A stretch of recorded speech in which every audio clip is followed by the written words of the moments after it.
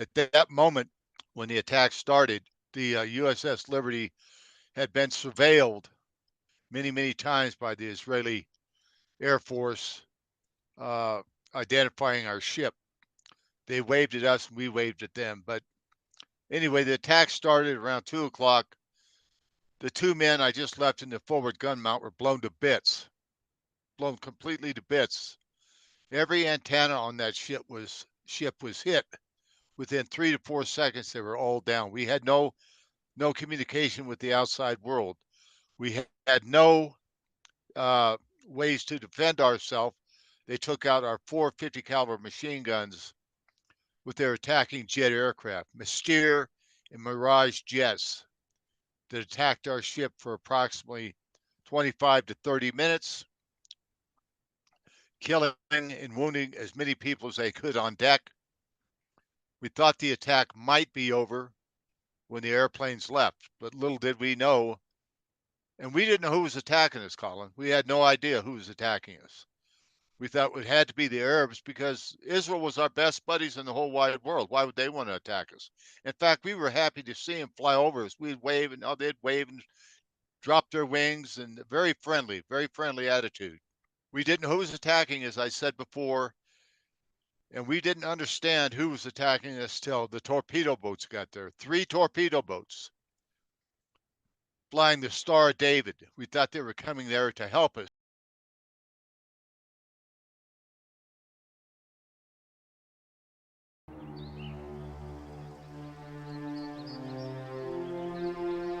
It all began with water.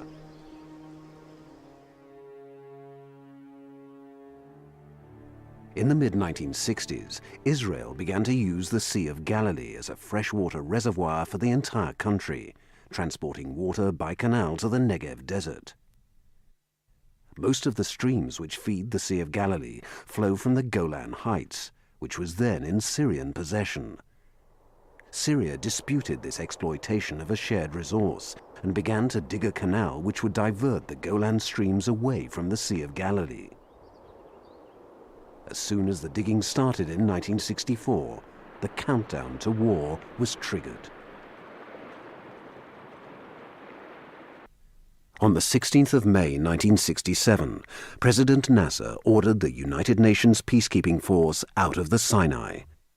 Nasser's surprise, the whole UN peacekeeping force, lock, stock, and barrel, picks up and leaves. And suddenly Nasser, who has been speaking very belligerently against the Israelis, who has been saying some pretty blood-curdling things about what he's going to do to Israel, suddenly Nasser finds himself with nothing between himself and the Israelis. Now, Nasser overlooked the Straits of Tiran, Israel's access to the Gulf of Aqaba. With Egyptian forces commanding the straits, the Israeli port of Eilat could be cut off from the sea. The straits were an international waterway. Barring passage to a country's shipping was an act of war. Meanwhile, the American Sixth Fleet went on war alert in the Mediterranean. The Soviet Black Sea Fleet began moving through the Dardanelles in response. On May the 28th, Nasser announced, "We plan to open a general assault on Israel. This will be a total war. Our basic aim is the destruction of Israel." This firmed up Israeli resolve. Hawks and doves in the Israeli cabinet were united by Nasser's threat. And on the 4th of June, a national unity cabinet listened to 7 hours of military briefing, then authorized the Prime Minister to go to war. Israeli Prime Minister Eshkol told his new Defense Minister Moshe Dayan to commence hostilities on the 5th of June at 0745 Israeli time, 0845 Cairo time. The Israeli Air Force had been doing some routine number crunching. They were proud of their quick turnaround time and were interested to see how it would work in a war game. The Israeli Air Force could turn an aircraft around in 8 minutes. That means that from the time the aircraft touched down, it could be refueled and rearmed, pre-flighted and launched again in 8 minutes. The Israelis could do this 8 times a day for each aircraft. The question was, What if the entire Air Force was committed to operations at this tempo? How much damage could it then inflict during one single day? At 0800 hours Cairo time on the 5th of June 1967, the Egyptian Dawn Patrol took off. In a well-organized Air Force, in a time of increasing international tension, what tends to happen is that air patrols are sent up from dawn, and they will overlap throughout the course of the day, so that there will be, in effect, a standing air patrol up over one's military bases, strategic centers, air bases, and so on. But it's surprising just how often a dawn patrol will go up and then land, and there will be a gap between the dawn patrol and the next patrol. At 0845, as if on cue, the Israeli Dawn Patrol disappeared from the Egyptian radar scopes. The Egyptian War Minister, Field Marshal Amir, was in an airborne command post aircraft with his Chief of Air Staff and a Soviet Air Commodore. Field Marshal Amir watched from the window of his airborne command post as a black cloud rose over the vast Cairo West airfield. Nasser had threatened Israel with war, and the Israelis had accepted the challenge. As Field Marshal Amir's pilot frantically looked for a safe airbase to land his plane, 10 of Egypt's forward air bases between Cairo and the Israeli border were destroyed by Israeli ground attack aircraft. As each pair of Israeli planes dropped their bombs, they turned and aimed their cannon and missiles at the Egyptian planes refueling on the aprons. They made 2 passes, spending no more than 7 minutes over their targets, then turned for the 20-minute flight home and a quick 8-minute turnaround. As one wave of Israeli aircraft were dropping their bombs, another was halfway to target, and the next wave was already launching. The Egyptian Air Force was hammered by wave after wave that day, with only 3 minutes respite between attacks. The first Egyptian planes to succeed in taking off came from Hurghada in Sinai. 20 MiG-21 and MiG-19 fighters charged into the fray at 0930 Cairo time. 4 of the MiGs were shot down by the Israelis, and the rest were forced to break off because of low fuel states. The rudest shock of all for them was discovering that every Egyptian airbase within range had been destroyed. The fighters all bailed out or crashed as they tried to land on cratered runways. 8 more Egyptian MiGs became airborne and shot down 2 Israeli Mystère fighter bombers, but all were destroyed by the guns of Israeli Mirage interceptors. By 11:35 Cairo time, 250 Egyptian aircraft had been destroyed. 100 of Egypt's 350 pilots were killed. More were injured. Towards noon on the first day of the war, the Israelis turned their attention to Egypt's remaining air bases. The Syrian Air Force, misled by Egyptian propaganda, launched a sortie against the Haifa oil refineries and were destroyed in their entirety by the Israelis. The Royal Jordanian Air Force tried to provide close air support for Jordan's forces around Jerusalem, and they were destroyed too. By noon on the first day of the war, Israel had absolute air supremacy over Israeli, Egyptian, Jordanian, and Syrian airspace.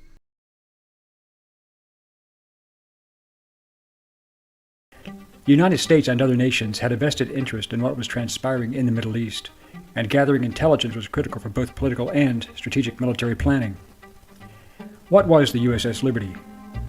Why was it in the eastern Mediterranean Sea during the Six-Day War? Why did Israeli air and naval forces attack an American ship? Why was so much effort put into the cover-up after the event? And on June 8th, the 4th day of the war, at 5 a.m., the American spy ship USS Liberty is now exactly where she shouldn't be, 13 miles off the Sinai Peninsula. Below decks, the communication technicians are hard at work, for there were crucial reasons the Liberty had originally been sent so close to the fighting. We were tasked by the National Security Agency to find out if Russian nationals were piloting Egyptian planes. At that time, there was concern in the United States about some Russian long-range bombers that were stationed at Alexandria. The United States was concerned about who was controlling these. The Liberty is equipped with a unique 16-foot dish-shaped antenna, which is able to bounce captured intelligence information signals back to the NSA receiving station in the United States. But the Liberty's sophisticated spying equipment is not only monitoring the Arab states, like a huge vacuum cleaner, it is scooping up intelligence from every source, not only Arab, but Israeli. Exactly what our guys were doing, I would assume, is still classified today. Exactly what they were listening to.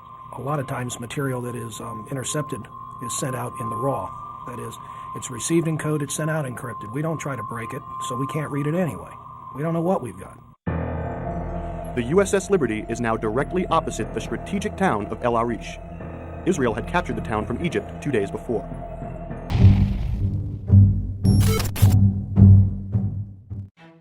USS Liberty was a floating CIA intelligence gathering platform monitoring all transmissions from all sources involved in the 1967 Six-Day War.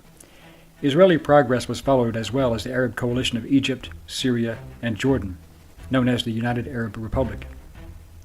As a result, Israel secured Sinai, all of Jerusalem, and the Golan Heights. But Israeli intelligence had reported to Chief of Israeli Naval Operations, Admiral Issi Rahar, that a ship had fired upon El Arish in Sinai. This was proven to be a ruse. The only ship in that area was the USS Liberty, which flew the U.S. flag and was in international waters. In what was described by both President Lyndon B. Johnson and the Israeli government as a case of mistaken identity, Israeli air and naval assets attacked the USS Liberty on June 8, killing 34 Americans and wounding 172 of the 294-man crew. Previously, the United States had announced that it had no naval forces within hundreds of miles of the battlefront on the floor of the United Nations a few days earlier. However, the USS Liberty was assigned to monitor the fighting. As a result of a series of United States communication failures, whereby messages directing the ship not to approach within 100 miles were not received by the Liberty, the ship sailed to within 14 miles off the Sinai coast. Also notified of the supposed attack upon El Arish were Colonel Shmuel Kislev, head of Israeli Air Force operations, and General Yeshayahu Benket, the head of Israeli Air Force intelligence. Kislev told his pilots that, quote, if they could confirm that it was a military ship, they could hit it, end quote. The naval contingent was also on the alert. Beneket wanted to have positive identification of the ship that may have been involved. Israeli Dassault Mirage fighters passed by and gave their report. The flight leader confirmed that it was an American ship. More Israeli fighters attacked at 14:05 hours for 20 minutes, firing cannons, machine guns, and rockets, and one report from the first pilot who hit the ship stated that oil was leaking. During that time, on board Liberty, radioman Terry Halbardier and Glenn Oliphant followed the captain's order and broadcast in the clear that they were under attack by unknown forces and needed assistance, but their communications antennae were then damaged. They performed a manual repair and began transmitting in the open as their secure channel was being jammed. The 6th Fleet received the SOS and informed the commander of the carrier task force on board the USS Saratoga, Captain Joseph Tully, who called and launched 12 F-4 Phantom fighters to assist Liberty. And the hotline between Washington, D.C. and Moscow was activated. Moscow was informed that American aircraft were being launched only to surmise the situation regarding the Liberty, not to get involved in the war. But as the Phantoms were en route just minutes away from saving the Liberty, it was reported that Secretary of Defense Robert Strange McNamara mysteriously had them recalled. The only way a SecDef could do that was by presidential authority. Johnson knew the truth, and he was part of the problem. The next wave of Israeli aircraft arrived after the Phantoms returned to the Saratoga, and these were Dassault Super Mysteers with napalm and canister bombs. One pilot called out the ship's identification as Charlie Tango Romeo 5, and that there is no flag on her. This was a strange report, as the previous recon flight clearly stated that there was an American flag, and the ship was identified as such.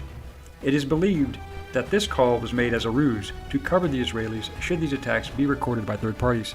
When that transmission was made, Colonel Kislev ordered all aircraft to stop the attack, as he believed that the ship was, in fact, American from the call sign.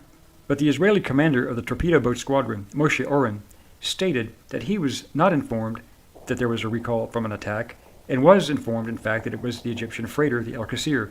Therefore, he launched 3 motor torpedo boats.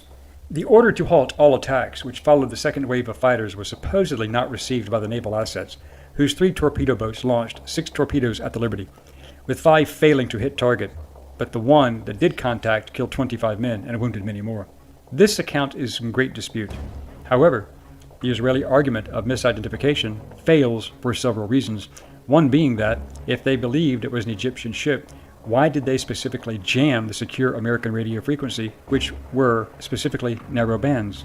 Another problem was the identification issue, in that the Liberty, at 10,150 tons, was 5 times larger than the ship they claimed to have mistaken for the Liberty. Both ships had totally different profiles. In addition, if the attack was a simple error, why were the Israeli jets unmarked, bearing no Israeli symbols, carrying no national identification, in violation of international law? Had the F-4 Phantoms from the Saratoga not been recalled, the torpedo boats would not have been able to engage, and the majority of the men would not have been killed and wounded. The official American position was that Israel called and said that they had recognized their mistake and the attack was over. So therefore, in response, McNamara recalled the jets. However, the attacks were then renewed for another 80 minutes. This was a strange development, since the U.S. Embassy in Tel Aviv reported that the Israelis had attacked a ship, but the nationality of the ship was yet undetermined by Israel. If this was true, how would McNamara know to recall the Phantoms, and that it was in fact the Liberty? The SOS was resent after the damaged antenna was repaired again, and it was picked up this time by the aircraft carrier USS America, and 2 ships were dispatched. 3 life rafts were deployed so men could get off the burning ship, but the torpedo boats focused their fire, destroying 2 of the life rafts and sweeping the decks to kill as many men as they could to prevent an evacuation. That act alone is a violation of the Geneva Convention, not to mention attacking a ship from a non-belligerent nation in international waters. Another strange development was when, after the 2-hour attack, the ship and crew headed to Malta, the 6th Fleet Commander, Rear Admiral Isaac Kidd, ordered the survivors to remove the ship's name from their uniforms. In fact, Admiral Kidd even ordered them to go ashore in civilian clothes, which the men were not supposed to have anyway. They were also told to grant no interviews and do not discuss the situation, even among each other. Otherwise, they would face court-martial and prison, or, even worse, for violating national security. Both Israelis and Americans involved had their opinions on what happened and why.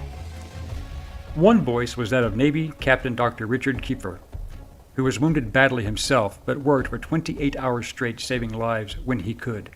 He received the Silver Star. Captain William McConaughey received the Medal of Honor for his efforts following the 13 repetitious attacks. After his bridge crew were killed, himself badly wounded, his recollection was that the aircraft hit the ship from every direction in multiple waves. Since the attack involved the Israeli Air Force and Navy, that made it a combined arms attack, meaning that it was coordinated, which also meant that command authority came from the seat of government. The military did not simply attack an unknown ship in international waters, let alone an American ship, without orders. All the crew believed that the ship was clearly identified as American, as there were reconnaissance aircraft that passed by close enough for the crew to look into the cockpits. Several high-ranking American military and political persons knew at that time that the attack was deliberate. The question was why. The cover-up was incredible. For example, the press was given limited information to downplay the event. The men were sworn to secrecy, and the Judge Advocate General of the Navy, Admiral Merlin Starling, was given only 24 hours to review the 600-page Court of Inquiry investigation report. He had great reservations about the veracity of the report. In fact, the Navy inquiry did not allow any testimony or evidence regarding the unmarked Israeli aircraft. No information was included about the life rafts that were shot up, or the electronics transmission jamming, or even McNamara's recall of the American fighters. This was the first and only time in U.S. history that a board of inquiry refused to accept testimony from American service members who survived an attack and only accepted the statements of the forces that had attacked them. Bill LeMay, a crewman, was given the name tag Smith, removed from a hospital ward with a dozen other patients and placed into a single room. A naval officer soon entered and told him that his name was now Smith, that he was never on the Liberty, and he was never to discuss the matter. In another completely absurd and totally insane turn of events, the Senate records, as well as the Medal of Honor Society, recorded that Captain McGonagall's Medal of Honor was earned in Vietnam, not off the Sinai Peninsula. His Medal of Honor citation mentions no specific geographic location and does not mention who the enemy was. Also, this ship's log was also altered to fit the Israeli timeline, supporting that only after 20 minutes of engagement, the ship was attacked for a total of 50 minutes and not 2 hours, breaking off contact after they realized their error. This was obviously not true. But why the cover-up? Why the attack? Over the years, logic mandates that the Israelis knew that the Liberty was a communications-gathering spy ship and would be listening in on all communications, Arab and Israeli.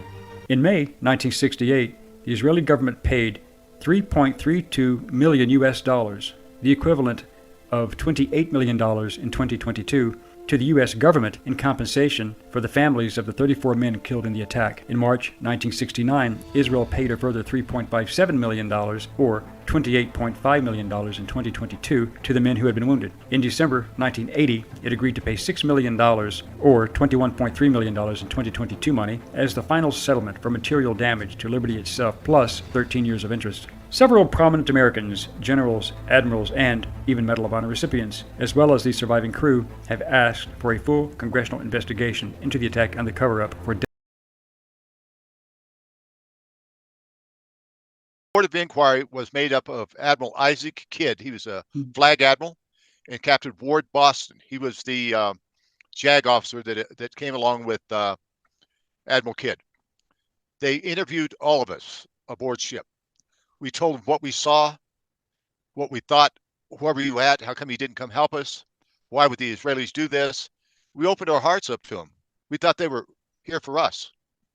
When we got through being interviewed, the admiral said, listen, if any of you SOBs ever breathe a word about what happened to you and your ship, I'll guarantee you, you will end up in Leavenworth or worse. And we all knew what worse meant.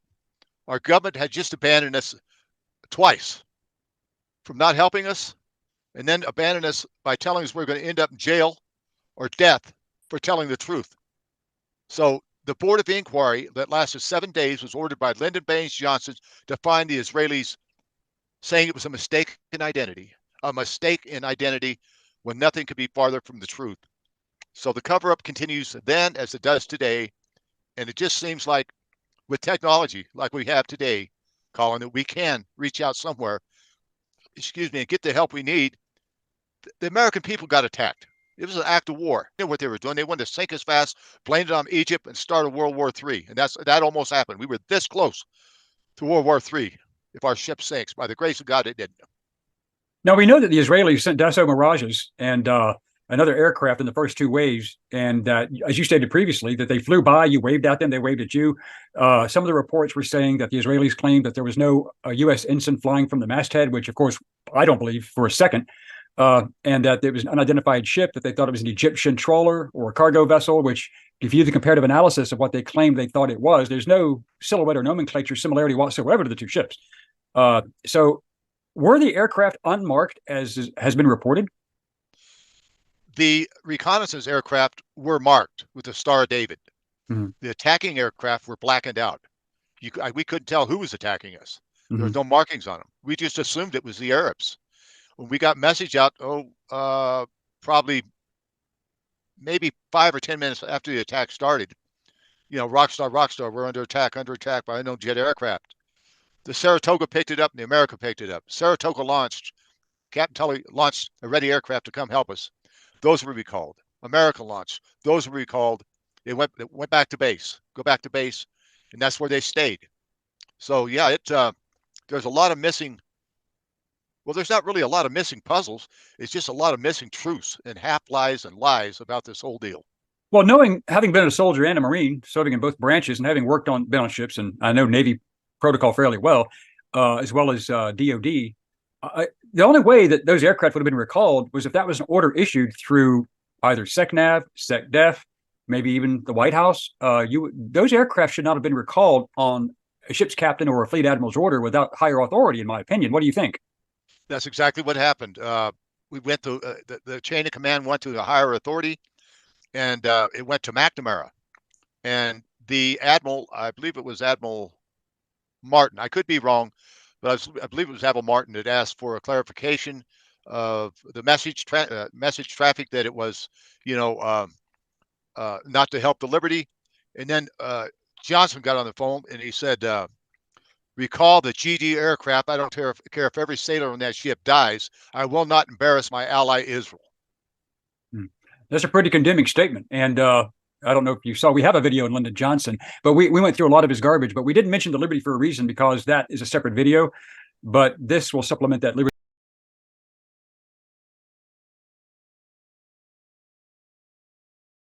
Finally, Boston writes that the late Admiral Kidd had personally told him that President Lyndon Johnson and Secretary of Defense Robert McNamara ordered him to conclude that the attack was a case of mistaken identity, despite overwhelming evidence to the contrary. It's one of those situations where when political action takes over, then you're told by the President of the United States and the Secretary of Defense to keep your mouth shut, don't say anything, and that's a direct order. In 1984. About the Liberty, Helms said, "Since this is for the agency's record, I don't think there can be any doubt that the Israelis knew exactly what they were doing. Why they wanted to attack the Liberty, whose bright idea this was, I can't possibly know." Less than 2 weeks after the attack, Charles Roberts, reporting for Newsweek, cited a top-level theory that someone in the Israeli armed forces ordered the Liberty sunk because he suspected it had taken down messages showing that Israel started the fighting. President Johnson was the magazine's source.